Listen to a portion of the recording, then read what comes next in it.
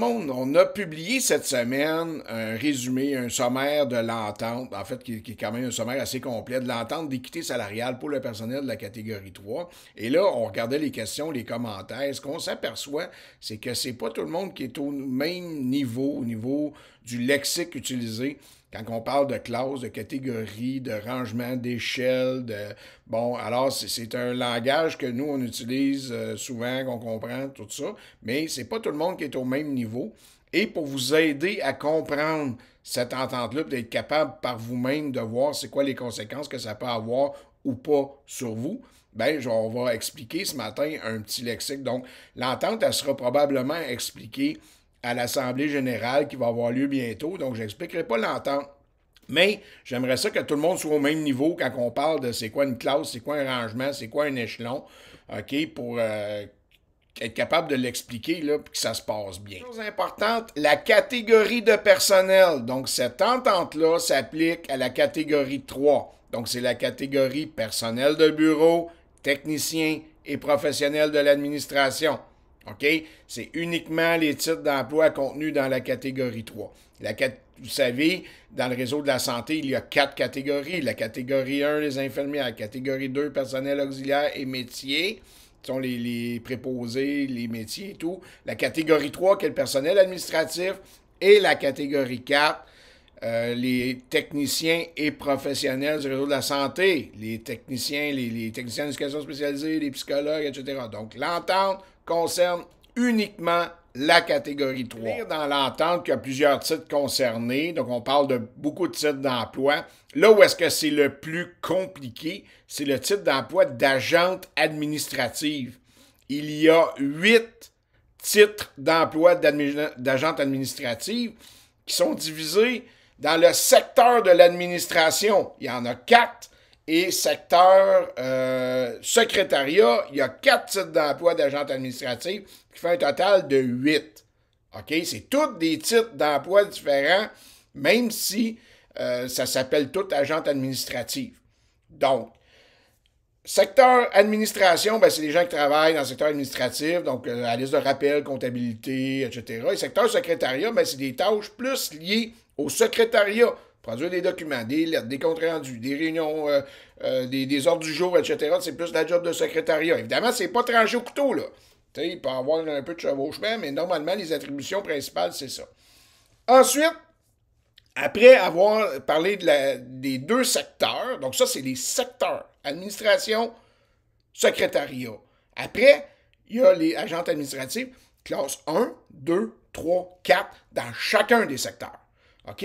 Classe 1, ça, c'est la plus payée, c'est celle qui a le plus d'exigences et qui, techniquement, devrait avoir plus de responsabilités, plus de tâches complexes. Et l'agente administrative, classe 4, ben, c'est celle qui est la moins payée, qui devrait avoir techniquement les tâches les moins complexes aussi et le moins de responsabilités. Information, là, les 2 documents que j'ai présentés, là, les 2 extraits de documents, c'est tiré de la nomenclature des titres d'emploi que j'ai déposé sur notre site internet. Donc, si vous allez dans www.scfp3247.com, vous avez la convention collective nationale, locale et la nomenclature que j'ai ajoutée là, récemment. Donc, vous pouvez aller consulter ce document-là. C'est un document qui est très lourd, là, qui a beaucoup d'informations, mais vous pouvez aller voir vos titres d'emploi, vos libellés, puis aussi vos échelles de salaire. Donc, j'y arrive aux échelles avec le règlement d'équité. Ce qu'il faut savoir, c'est qu'avant avril 2019, il y avait presque autant d'échelles de salaire que de titres d'emploi. Il y en avait beaucoup. Et depuis le 2 avril 2019, depuis la relativité salariale, on a établi 28 rangements salariales pour le réseau de la santé et les services. Ce que je vous montre ici, c'est l'annexe AA. C'est extrait de l'annexe AA de la convention collective que vous trouvez également sur notre site web, scfp3247.com. C'est une photo au 1er avril 2022 des échelles de salaire des 28 rangements. Donc, quand vous regardez à droite, vous voyez c'est quoi un rangement. Donc, si votre titre d'emploi, vous êtes comme moi, mettons, mon titre, c'est rangement 9, bien, vous avez chacun des échelons salariales qui concernent le rangement 9 d'année en année. Et, bon, ben, vous pouvez trouver votre rangement là-dedans. Et quand, mettons, on dit, à partir, comme exemple, les classes 1, on dit, bon, ben vous partez du rangement 10 au rangement 11, ben vous pouvez voir la conséquence que ça va avoir sur votre salaire à partir de 2025. Évidemment, cette photo-là ne comporte pas les augmentations, les offres qu'il pourrait y avoir, là, si c'est accepté par le gouvernement, mais c'est vraiment la photo à partir de 2022. Cette partie-là est importante, juste pour que ce soit bien clair, là, je vous présente là, en gros c'est quoi un rangement. Donc vous voyez le document, là, je vous présente là, les 28 rangements en ce moment. Et aussi, ben, je vais vous présenter c'est quoi les échelons. OK, vous avez l'échelon 1, 2, 3. Donc, quand on commence, on est à l'échelon 1, quand on a ensuite l'échelon 2, etc. Et au bout, vous avez ceux qui ont des taux uniques. Donc, il y en a qui n'ont pas d'échelle, qui commencent en commençant au plein salaire. OK? Donc, eux, ils n'ont pas d'échelle de salaire, c'est taux unique. Maintenant, vous savez, c'est quoi une catégorie? C'est quoi un agent administratif, secteur secrétariat? Vous savez c'est quoi les classes 1, 2, 3, 4. OK?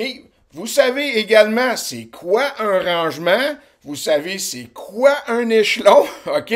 Et maintenant, pour faire ça encore plus simple, dans l'entente, on parle de montant forfaitaire et on parle de majoration salariale. Donc, c'est quoi la différence entre les deux? Montant forfaitaire, c'est un one-shot deal. Quand on dit on va vous donner 2% de montant forfaitaire, c'est un one-shot deal, puis c'est à peu près le plus cheapo, OK, des one-shot deals qu'on peut faire. Par contre, quand on parle d'une majoration salariale, c'est que là, c'est comme si l'entente créait un demi-rangement. C'est que là, ils disent, ben là, vous n'avez pas tout à fait assez de pointage pour atteindre tel rangement, mais vous en avez beaucoup trop pour garder celui-là. Donc là, ils vous proposent, en fait, l'entente, ce qu'elle dit, c'est qu'ils vont majorer, mettons, votre salaire de 3,5 %. Et ça a des conséquences sur vos vacances, votre retraite et tout. Fait que c'est vraiment, ça compte comme du salaire, c'est du salaire majoré.